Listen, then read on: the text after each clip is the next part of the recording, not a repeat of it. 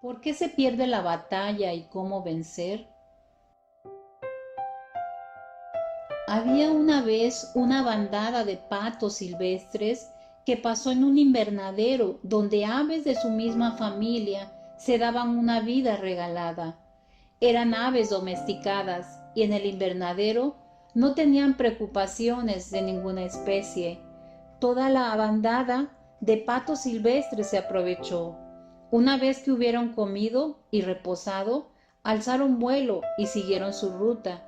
Pero un solo pato pensó que muy bien podía alargar su estadía y seguir. Mientras tanto, disfrutando de la buena alimentación y de la amistad de los patos domesticados.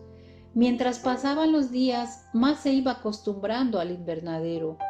A veces sentía deseos de alzar vuelo e ir en busca de su bandada, pero resistía sus deseos.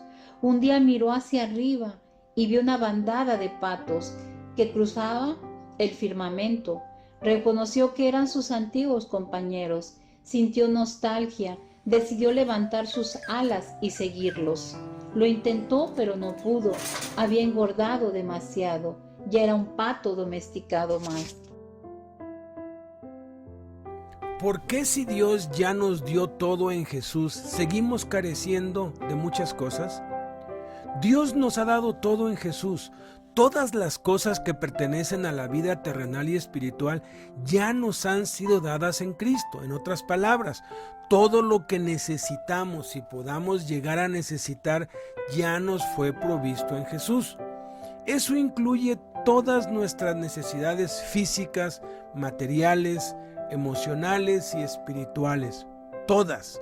Y deberíamos estar viviendo la vida en abundancia que Jesús nos trajo, echando mano de la vida eterna y disfrutando nuestra herencia como hijos de Dios.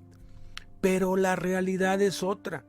La mayoría de nosotros hemos llegado a Cristo derrotados, quebrantados, rotos, endeudados y en bancarrota espiritual, emocional y a menudo física, mental y material.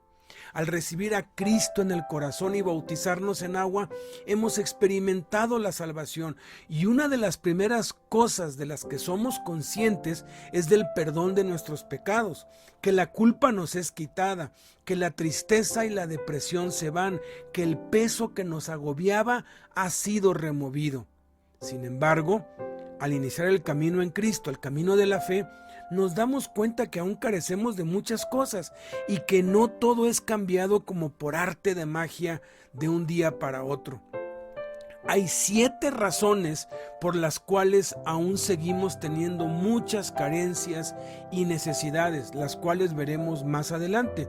Pero hay una sola causa, y esa está descrita por el Espíritu Santo por medio de Pablo cuando dijo a los Gálatas lo siguiente: pero también digo, entre tanto que el heredero es niño, en nada difiere del esclavo, aunque es señor de todo, sino que está bajo tutores y curadores hasta el tiempo señalado por el Padre. Y lo confirma con lo que dijo a los corintios y a los hebreos: de manera que yo, hermanos, no pude hablarles como espirituales, sino como a carnales, como a niños en Cristo. Les di a beber leche y no vianda, porque aún no eran capaces, ni son capaces todavía, porque aún son carnales. Pues habiendo entre ustedes celos, contiendas y disensiones, ¿no son carnales y andan como hombres? Acerca de esto también dice el Espíritu Santo: tenemos mucho que decir y difícil de explicar, por cuanto se han hecho tardos para oír, porque debiendo ser ya maestros después de tanto tiempo, tienen necesidad de que se les vuelvan a enseñar cuáles son los primeros rudimentos de las palabras de Dios, y han llegado a ser tales que tienen necesidad de leche y no de alimento sólido. Y todo aquel que participa de la leche es inexperto en la palabra de justicia, porque es niño. Todo esto se resume en una sola frase: falta de crecimiento espiritual. Cuando alguien recibe a Cristo y se bautiza, nace de nuevo y es un niño recién nacido en el reino espiritual. En el mundo natural, un niño necesita alimento, agua, descanso, convivencia y ejercicios para crecer. Del mismo modo en el crecimiento espiritual. La única diferencia entre el crecimiento físico y el espiritual es que el primero está regido por las leyes de la genética y a los 12 años el ser humano ya es capaz de reproducirse y crece naturalmente hasta los 21 años. Pero en el crecimiento espiritual es diferente, porque no depende de la genética, sino depende del camino de la cruz, de llevar la cruz de Cristo cada día. El crecimiento espiritual es equiparable al crecimiento emocional. Hay personas que jamás maduran emocionalmente y tienen actitudes, reacciones y conductas de niño y nunca crecen emocionalmente. De igual manera sucede con el crecimiento espiritual. Hay muchos, lamentablemente, que nunca crecen y se quedan en una perpetua niñez espiritual, porque piensan que el crecimiento espiritual es automático, como el físico, y no entienden que es un proceso de aprender a llevar la cruz de Cristo y que eso demanda disciplina y esfuerzo. Martín Lutero fue grandemente usado por Dios y gracias a él vino la Reforma hace 500 años y los creyentes dejaron de estar esclavizados a la religión, el miedo y las supersticiones, pero se hizo tanto énfasis en la salvación solo por gracia y no por obras que la inmensa mayoría de los cristianos cree que no debemos hacer nada para crecer espiritualmente, que Cristo ya lo hizo todo y que Él seguirá haciéndolo todo y nosotros no debemos hacer nada. Eso es absolutamente cierto para la salvación, pero no para el crecimiento espiritual. Esa es una verdad a medias, solo una cara de la moneda.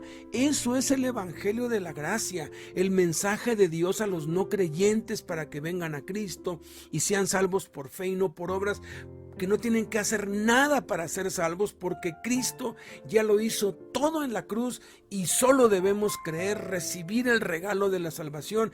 Ese es el evangelio de la gracia. Pero Jesús predicó y proclamó el evangelio del reino, que es la otra cara de la moneda. Mientras que el evangelio de la gracia es para los no creyentes, para salvación, el evangelio del reino es para los creyentes, para crecimiento espiritual. En el evangelio del reino Jesús dice a cada creyente: si quieres venir a mí, niégate a ti mismo, toma tu cruz y sígueme. Eso demanda obediencia, esfuerzo y disciplina, pero en la carne, en la naturaleza humana, es imposible hacer eso. Pero precisamente por esa causa, porque somos incapaces y siempre lo seremos, porque no podemos ni nunca podremos obedecer a Dios por más que lo intentemos, es que nos fue dado el Espíritu Santo como un regalo desde el momento en que creímos en Jesús. Tenemos el Espíritu Santo dentro de nosotros para que podamos obedecer a Dios. Todos los que hemos creído en Jesús tenemos el Espíritu Santo dentro de nosotros, pero en algunos el Espíritu está apagado o contristado, porque el primer paso para empezar a crecer espiritualmente es negarnos a nosotros mismos, esto es, dejar de intentar en nuestras propias fuerzas, a nuestra manera o la manera del mundo, conforme a nuestra lógica, y decidamos hacer las cosas en las fuerzas de Jesús y a la manera de Jesús, conforme a su palabra y a su ejemplo. Es el Espíritu Santo quien abre nuestro entendimiento, quien abre nuestros ojos espirituales y nos revela a Jesús para que aprendamos a llevar nuestra cruz, que implica aprender a vivir como Jesús y a darle importancia, valor y prioridad a las cosas que Jesús dio importancia, valor y prioridad. Y es entonces cuando descubrimos que debemos tener la oración y la palabra de Dios como máximas prioridades en nuestra vida, aunados al compañerismo con otros creyentes, el dar y testificar como prioridades en la vida. Y todo eso requiere esfuerzo. Por eso el Espíritu Santo dijo por medio de Pablo a Timoteo y nos dice hoy a nosotros, a ti y a mí: hijo mío, esfuérzate en la gracia que es en Cristo Jesús. Y a medida que aprendemos a orar, a leer la Biblia, a congregarnos, a dar y a testificar y lo ejercitamos, vamos creciendo espiritualmente y nos vamos apropiando de todo lo que ya nos ha sido dado en Cristo. Lo primero que tenemos que entender es que el campo de batalla es en el corazón. Hay 4 verdades que lo confirman. Primera, el pecado viene de adentro. Marcos 7, 21 al 23. Porque de adentro, del corazón humano, salen los malos pensamientos, la inmoralidad sexual, los robos, los homicidios, los adulterios, la avaricia, la maldad, el engaño, el libertinaje, la envidia, la calumnia, la arrogancia y la necedad. Todos estos males vienen de adentro y contaminan a la persona. Segunda, el problema está en la voluntad. Gálatas 5, 16 al 17.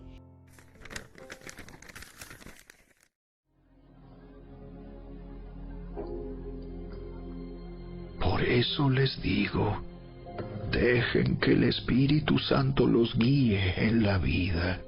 Entonces no se dejarán llevar por los impulsos de la naturaleza pecaminosa. La naturaleza pecaminosa desea hacer el mal, que es precisamente lo contrario de lo que quiere el Espíritu.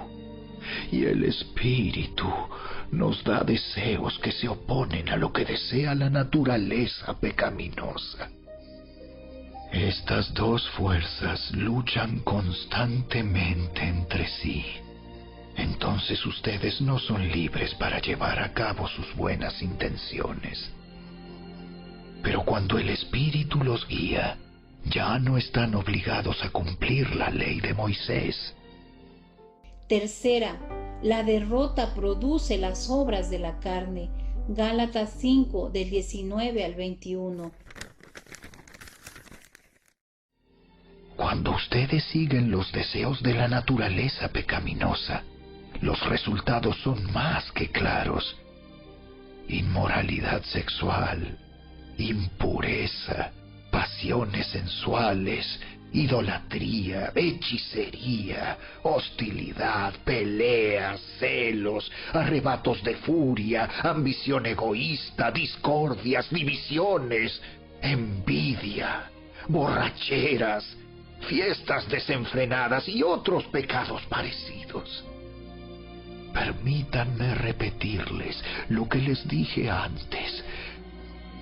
Cualquiera que lleve esa clase de vida no heredará el reino de Dios. Cuarta, la victoria produce el fruto del Espíritu. Gálatas 5, 22 al 24.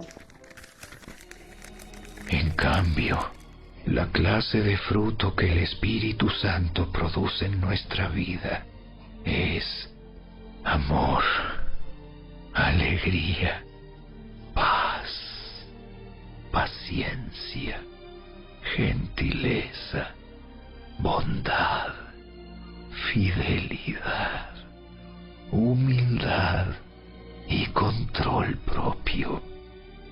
No existen leyes contra esas cosas. Los creyentes tienen el Espíritu de Cristo, la esperanza de gloria, dentro de ellos. Aquellos que andan en el Espíritu lo mostrarán cotidianamente, en constante santidad. Esto se deriva del haber elegido conscientemente por la fe, confiar en el Espíritu Santo para ser guiados en pensamiento, palabra y acciones. La negligencia de depender de la guía del Espíritu Santo resultará en que un creyente no viva a la altura del llamado y a la posición que provee la salvación. Podemos saber que estamos andando en el Espíritu si nuestras vidas muestran el fruto del Espíritu, el cual es amor, gozo, paz, paciencia, benignidad, bondad, fe, mansedumbre y templanza. Ser lleno del Espíritu es lo mismo que permitir que la palabra de Cristo more en abundancia en nosotros. El resultado es agradecimiento, alabanzas y gozo. Los hijos de Dios serán guiados por el Espíritu de Dios. Cuando los cristianos eligen no andar en el Espíritu, y por lo tanto pecan, contristándolo, se ha provisto su restauración a través de la confesión de sus pecados. Andar en el Espíritu es seguir la guía del Espíritu. Es en esencia caminar con el Espíritu, permitiéndole que guíe tus pasos y transforme tu mente. Para resumir, así como hemos recibido a Cristo por fe, Él nos pide que andemos en Él por la fe, hasta que seamos llevados al cielo y escuchemos del Maestro, bien hecho. ¿Por qué se pierde la batalla contra la carne?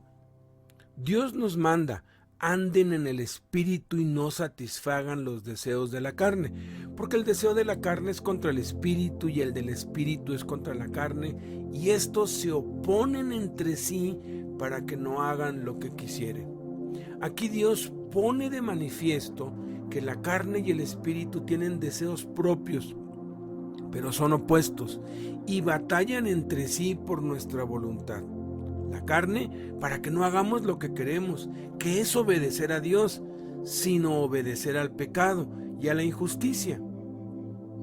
El Espíritu para que podamos hacer lo que queremos, que es obedecer y agradar a Dios. Esto sucede porque al recibir a Cristo nacimos de nuevo y recibimos una nueva naturaleza dentro de nosotros, y la vieja naturaleza murió juntamente con Cristo. Dios no nos renovó, ni nos mejoró, ni nos reparó como algunos sugieren. No, Dios nos mató y nos creó de nuevo. Por eso somos nuevas criaturas, una nueva creación. Sin embargo, esa nueva criatura espiritual y eterna habita en un cuerpo carnal y mortal, y ahí es donde reside el conflicto. Al recibir una nueva naturaleza, nuestros deseos ahora son espirituales. Ahora anhelamos agradar a Dios, seguir a Jesús y vivir en santidad, pero en nuestro cuerpo mortal mora la carne, y la carne sigue deseando lo malo, el pecado y el egoísmo. Un ejemplo muy ilustrativo de esto es comparar la naturaleza de un león y una oveja. El león, por naturaleza, come carne y por eso está dotado con fuerza, dientes y colmillos especiales. La oveja, por otro lado, come hierba y no tiene fuerza ni colmillos. Si ponemos hierba delante del león, ni la comerá ni la deseará, porque no va con su naturaleza. Del mismo modo, si ponemos carne delante de una oveja, no la comerá ni la deseará por la misma razón.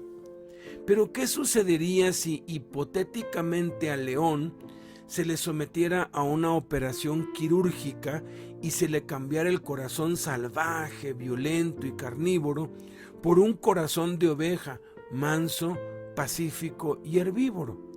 El primer instinto y deseo del león con corazón de oveja, cuando tenga hambre, va a ser por hierba y va a desear el pasto, y cada vez que coma la hierba será feliz y dichoso y lo disfrutará tal y como las ovejas lo hacen. Pero como aún tiene el cuerpo de león y amigos leones que se extrañarán de él al verlo comer pasto, y se burlarán y lo presionarán a comer carne, el león convertido eventualmente volverá a hacerlo, pero ya no lo disfrutará como antes y se sentirá culpable y fuera de lugar y seguirá anhelando los pastos verdes por causa de su nueva naturaleza interior. Lo mismo sucede con nosotros. Antes disfrutábamos del pecado, la maldad, el egoísmo y los placeres, pero ahora anhelamos la santidad, el bien, el compartir y andar como Jesús. Eso es lo que realmente queremos ahora que estamos en Cristo, pero estamos rodeados de leones, familiares, amigos, vecinos y toda una sociedad no convertida que nos presiona y vitupera, y eventualmente volvemos a hacer lo mismo de antes, aun cuando ya no lo queremos, y descubrimos que ahora fue diferente. Nos sentimos sucios, culpables e indignos y anhelamos regresar a Dios. Bendito sea el Espíritu Santo de Dios en nosotros, que nos convence de pecado, justicia y juicio, y nos hace volver, ir a Cristo y confesar nuestros pecados para ser perdonados, limpiados y lavados con la sangre de Cristo para restaurar nuestra relación con Dios. Bendito sea. El Espíritu Santo en nosotros batalla contra la carne, se opone contra ella para que hagamos lo que queramos, para que podamos obedecer a Dios, porque nuestra naturaleza nueva nos constriñe, nos impela, nos impulsa, queremos obedecer a Dios, pero el problema reside en que si no nos negamos a nosotros mismos y no nos enfocamos en lo que enseñó Jesús y decidimos no tomar la cruz, entonces le damos lugar al diablo y hacemos caso a sus dardos de fuego que lanza sobre nuestra mente en forma de pensamientos y encienden esos deseos de la carne, y entonces la carne nos derrota y terminamos haciendo el mal, lo que no queremos, el mal que no queremos y no el bien que queremos, y nos sentimos terribles. En resumen, se pierde la batalla contra la carne porque no andamos en el Espíritu. Esto es, no nos negamos a nosotros mismos para tomar nuestra cruz y seguir a Cristo. Es decir, no crucificamos nuestra carne con sus pasiones y deseos. Y eso se refleja en las 7 razones por las cuales se pierde la batalla que vamos a ver en este estudio. El fruto del Espíritu y las obras de la carne. Hay una batalla. Si ya te diste cuenta de que hay una batalla en tu interior, muchos conflictos, no te desesperes. La Biblia ya te advierte sobre eso. El deseo de la carne es contra el Espíritu, y el del Espíritu es contra la carne, pues de estos se oponen el uno al otro, de manera que ya no podéis hacer lo que deseáis. Pero, buena noticia, ya no somos más esclavos de la carne. Nuestro viejo hombre fue crucificado para que el cuerpo del pecado sea destruido, a fin de que no sirvamos más al pecado. Así, el pecado ya no más se enseñoreará de nosotros. Ahora, tenemos el poder para andar en el Espíritu, permanecer en la vida. Pues los que son de Cristo Jesús han crucificado la carne con sus pasiones y deseos. Si vivimos por el Espíritu, andemos también por el Espíritu. Permaneced en mí y yo en vosotros. La rama no puede llevar fruto por sí misma si no permanece en la vid. Así tampoco nosotros si no permanecemos en Cristo. Permanecer, obedecer, perseverar. Pero podemos optar por no andar en el Espíritu, no permanecer, desobedecer, desistir. Sería buscar la satisfacción de los deseos de la carne, las obras de la carne. Son ellas: adulterio, fornicación, inmundicia, lascivia, idolatría, hechicería, enemistad, pleitos, celos, iras, contiendas, disensiones, herejías, envidias, homicidios, borracherías, orgías y cosas semejantes a esas. Los que anden en esas cosas no heredarán el reino de Dios. No os engañéis, Dios no puede ser burlado, pues todo lo que el hombre sembrare, esto también segará, porque el que siembra para su carne, de la carne segará corrupción. Mas el que siembra para el Espíritu, del Espíritu segará vida eterna. Las obras de la carne solo nos llevan a la corrupción. Hay que cultivar, hay que sembrar, interactuar con el Espíritu Santo. Para que aparezca el fruto, se requiere un cultivo continuo. De hecho, el fruto es una evidencia de qué tipo de savia corre en tu interior. Los dones dicen al respecto a algo que poseímos, pero los frutos se refieren a algo en lo que nos convertimos. La redención tiene menos que ver que dónde vas. Está más relacionado con el tipo de persona en lo que te convierte hasta llegar allá. Los frutos requieren tiempo para crecer y madurar. Será como el árbol plantado junto a corrientes de agua que da su fruto en su tiempo. Después de tanto tiempo se espera que seamos ya maestros, pero no se espera frutos sin su debido tiempo, aunque solamente el tiempo sin obediencia y perseverancia es estéril. Un testimonio personal permanecerá por toda la eternidad. El buen fruto, mira, el fruto del Espíritu es amor, gozo, paz, paciencia, benignidad, bondad, fe, mansedumbre, templanza. Todo buen fruto proviene del amor.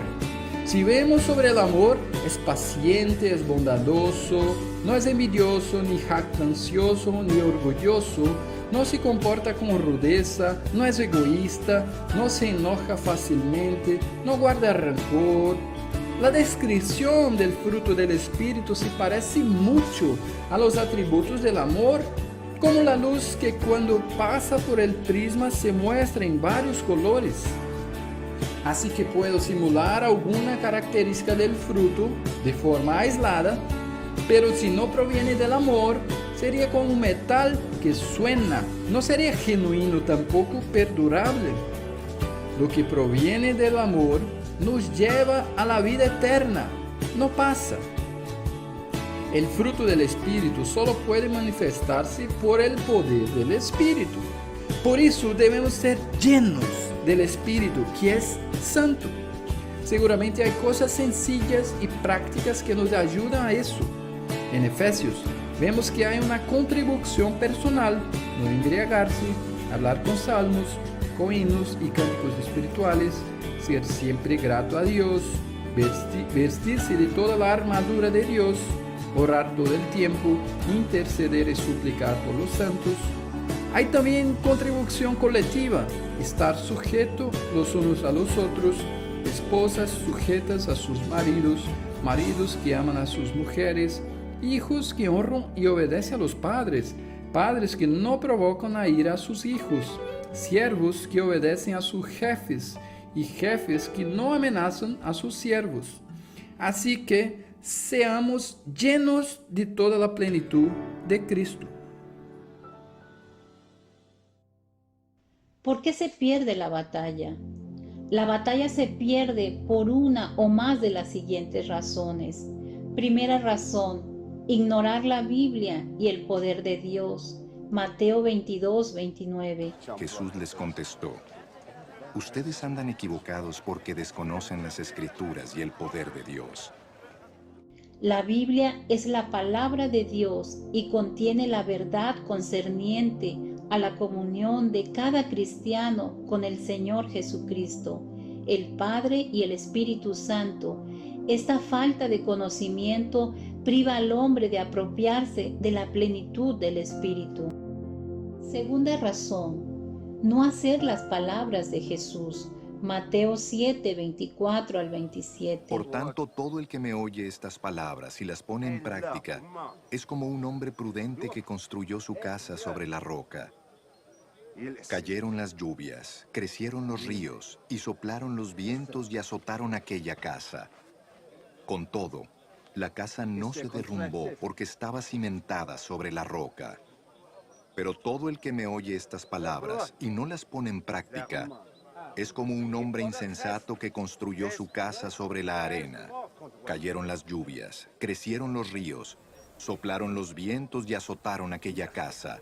Esta se derrumbó y grande fue su ruina. Cuando Jesús terminó de decir estas cosas, las multitudes se asombraron de su enseñanza, porque les enseñaba como quien tenía autoridad, y no como los maestros de la ley. La diferencia entre la victoria y la derrota para cualquiera, sin importar su crecimiento, experiencia, madurez o posición de liderazgo, depende de si pone en práctica las palabras de Jesús o no. Esto se aplica desde el más docto de los cristianos como al más indocto o al que acaba de recibir a Cristo. Tercera razón, orgullo. Mateo 23, 11 y Santiago 4, 6. El más importante entre ustedes será siervo de los demás, porque el que a sí mismo se enaltece será humillado, y el que se humilla será enaltecido.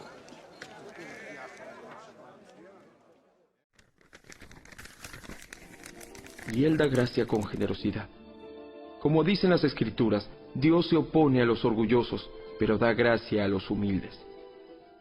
El orgullo fue el pecado de Satanás y fue el primer pecado del hombre. Dios no convive con los orgullosos y egoístas. Cuarta razón, practicar el pecado. Juan 8:34 y 9:31. Ciertamente les aseguro que todo el que peca es esclavo del pecado, respondió Jesús. Sabemos que Dios no escucha a los pecadores, pero sí a los piadosos y a quienes hacen su voluntad. El que practica el pecado está atado y no es libre. Quinta razón, temor al hombre. Lucas 12, 8 al 9. Les aseguro que a cualquiera que me reconozca delante de la gente, también el Hijo del Hombre lo reconocerá delante de los ángeles de Dios. Pero al que me desconozca delante de la gente, se le desconocerá delante de los ángeles de Dios. Una de las grandes tragedias de nuestro tiempo es la práctica generalizada entre cristianos de adaptarse a las normas de conducta del mundo.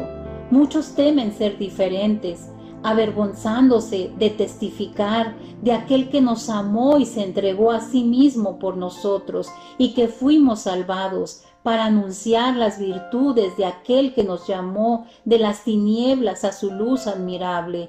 Por eso debemos testificar sin temor. Martín Lutero, al ser interrogado por el arzobispo acerca de si era el autor de ciertos escritos, contestó: «Todos esos libros son míos y he escrito más». ¿Los defiende en todas sus partes o rechaza algo de ellos?, le preguntó el arzobispo. Lutero respondió: «Esto toca a Dios y su palabra, esto afecta la salvación de las almas. De esto dijo Cristo: al que me negare delante de los hombres, yo también le negaré delante de mi Padre». Al siguiente día se le preguntó si se retractaba de todo. Él respondió: «A menos que se me convenza por las Escrituras y la razón, yo no acepto la autoridad de papas y concilios, porque ellos se han contradicho unos a otros. Yo soy cautivo de la palabra de Dios. Yo no puedo retractarme de nada, ni lo haré, porque ir contra mi propia conciencia no es correcto ni seguro. Aquí estoy, no puedo hacer otra cosa, que Dios me ayude». Sexta razón, mundanalidad. Juan 17:15 al 16. No te pido que los quites del mundo, sino que los protejas del maligno. Ellos no son del mundo, como tampoco lo soy yo. Es el amor por las cosas materiales y el deseo de parecerse a la sociedad. Esa es la enfermedad espiritual de muchos cristianos. Debemos hacer una evaluación cuidadosa de la forma en que invertimos el tiempo, talento y posesiones. Séptima razón, falta de fe en Dios. Marcos 11, 22 al 23. Tengan fe en Dios, respondió Jesús. Les aseguro que si alguno le dice a este monte: «Quítate de ahí y tírate al mar», creyendo, sin abrigar la menor duda de que lo que dice sucederá, lo obtendrá. Esto sucede por no rendir toda la voluntad a Dios o temer que la voluntad de Dios sea desagradable. Sin embargo, la Escritura dice que la voluntad de Dios es buena, agradable y perfecta. Dios sabe más qué es lo que nos conviene, aunque no sea lo que más nos guste. Por eso debemos confiar en Él.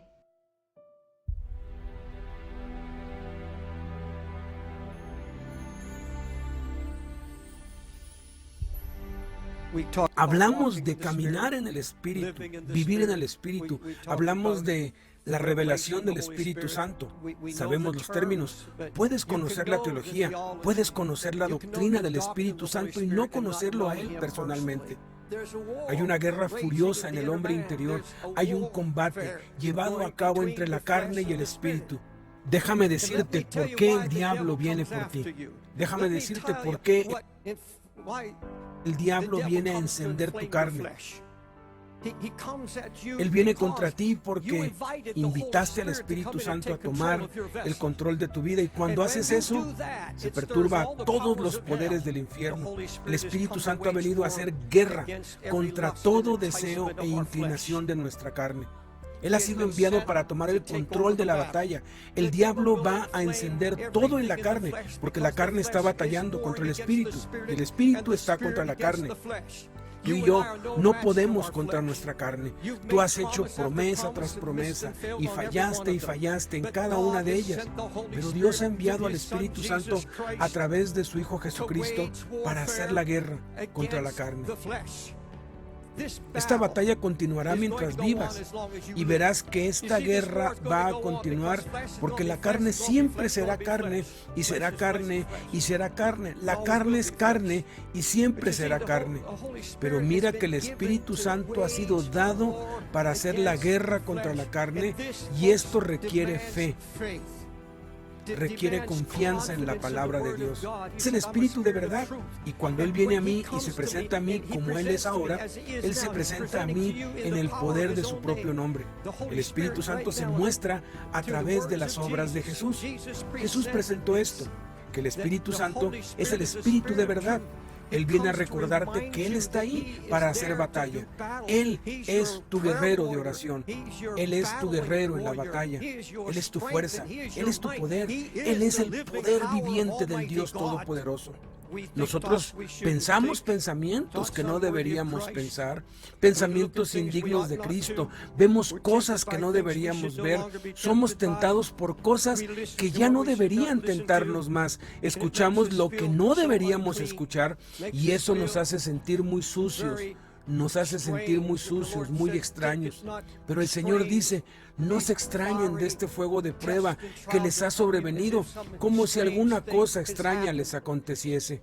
Amigo, esa batalla que se levanta desde dentro de su corazón, esa batalla contra la carne, hay una batalla que se lleva a cabo, y en nuestra mente, cómo el enemigo viene a inyectar pensamientos de desánimo en la mente, y todas estas cosas que le gustan a la carne y se encienden. Satanás enciende los malos deseos de la carne y nos hace sentir que somos diferentes a otros alrededor nuestro. Y cuando tú entras en una batalla, hace que te avergüences de tener que enfrentar esa batalla, porque pensabas que eras más fuerte en el Espíritu Santo, pensabas que ya estabas más arriba en la escalera, pensabas que sabías más de Cristo y de este poder del Espíritu Santo en ti, y ahora dices, yo no lo entiendo, pero todo el mundo alrededor de mí sí lo entiende. No es así. La Escritura dice que estas tentaciones son comunes a la carne, comunes a todos los hombres, así que no pienses que es extraño, y no podrás ganar esta batalla hasta que camines con Jesús. Y cuando estas cosas vengan contra ti, vas a tener que decir, no soy extraño, esto no es único nada más para mí, esto es común a cada creyente, así que no voy a dejar que el diablo me diga que soy un hijo impuro del Dios Altísimo. Voy a confiar en la sangre de Cristo y su poder limpiador en mi vida, y no escucharé esta mentira, porque el diablo quiere aislarte y ponerte en una esquina y decirte, tú eres el más estúpido, tú eres el más sucio y eres el menos digno de los siervos, tú no lo estás consiguiendo y todos los demás sí lo consiguen. Esa es una mentira. Estas cosas son comunes a toda carne. No asumas ni supongas mirando a ninguna persona y digas, allá hay un hombre que nunca pasa por una batalla, allá hay un hombre que nunca ha tenido pensamientos impuros. No hay una sola persona que no pase esta batalla sobre la faz de la tierra, ni en toda la historia, ningún predicador o líder, nadie. Todos estamos sujetos a esta naturaleza pecaminosa, aún estamos bajo su influencia, pero esa naturaleza pecaminosa tiene que ser dominada a través del poder del Espíritu Santo. No le ha sobrevenido ninguna tentación que no sea humana, pero fiel es Dios, que no los dejará ser tentados más de lo que puedan resistir, sino que dará también juntamente con la tentación la salida para que puedan soportar. Dios dice, sí, yo doy una salida para que seas capaz de vivir, para que tú seas capaz de vencer, porque sabes que tienes el Espíritu Santo en ti y Él no te dejará, no te decepcionará, Él va a hacerte fiel en esta guerra. Sí, hay un poder mayor que mi carne. Si tú miras la situación del mundo actual y toda la confusión, todo conspira hoy en día para quitarnos la esperanza, quitarnos cualquier esperanza para el futuro. Pero somos la iglesia de Jesucristo, viviendo y caminando en el Espíritu. Hay un solo poder, solo hay una respuesta. Y ese es el poder del Espíritu Santo. Y ese poder viene del cuarto de oración. Creo esto, creo que viene a través del intercesor, viene a través del Espíritu Santo en nosotros, si se lo permitimos. Esa debería ser nuestra mayor preocupación. Señor, no me dejes perder esa urgencia. El Espíritu Santo dice que toda la creación gime y dice que nosotros también gemimos dentro de nosotros mismos, anhelando nuestra redención. Es como si dijéramos, Señor, ya tuve suficiente, quiero ver a Jesús. Hay algo en nuestro espíritu que aún clama. El espíritu y la novia dicen, ven. Hay un gemir, un clamor. Ven, Señor Jesús, pero todavía estamos aquí. Mientras estemos aquí, la Biblia dice, el mundo gime y nosotros todavía gemimos y el Espíritu Santo también gime. Hay algo en el Espíritu Santo gimiendo porque hay un mundo nuevo por venir. Habrá un nuevo mundo con nuevos cuerpos. Estos son los dolores de parto de una nueva época que vendrá a nosotros. Pero en este último avivamiento, la iglesia de Jesucristo va a tener el mismo fuego que descendió en el día de Pentecostés. El mismo mover del Espíritu donde miles se salvaron. Es el mismo Espíritu que levantó a Cristo de entre los muertos. Es el mismo Espíritu que está en la iglesia. Ese Espíritu que levantó a Cristo de entre los muertos en los últimos días se va a levantar y habrá una nueva conciencia del ministerio, la obra y el poder del Espíritu Santo, dándonos fe y confianza que tú harás en los últimos días lo que prometiste hacer, lo que Dios te dijo que hicieras, empezando en mí. Y proclama en tu alma, soy un hijo del Dios viviente, una hija del Dios viviente. Por el Espíritu, Dios y su Hijo Jesucristo permanecen en mí. Espíritu Santo, manifiesta eso, proclámalo en nuestras vidas. La gloria sea para Dios. El Hijo del Dios viviente. Tenemos un guerrero que está a nuestro lado. Y no vamos a ceder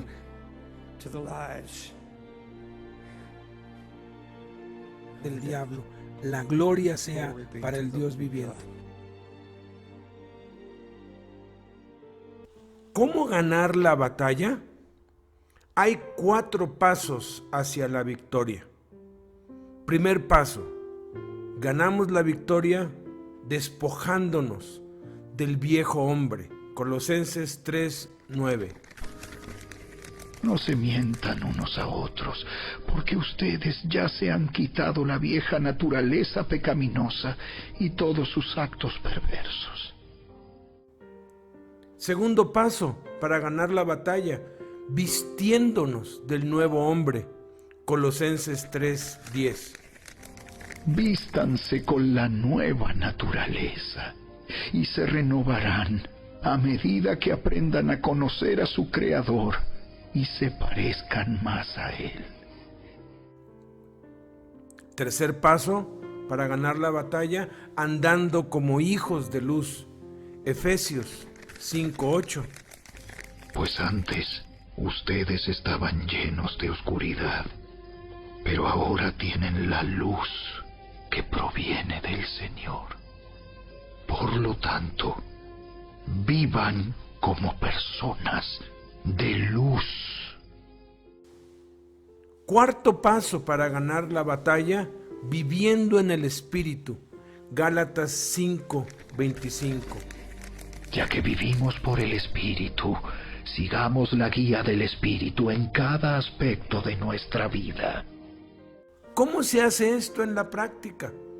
En la práctica significa que debemos considerarnos muertos al pecado, presentar nuestros miembros a Dios para que Él los use, y renunciando cada día a lo oculto y vergonzoso.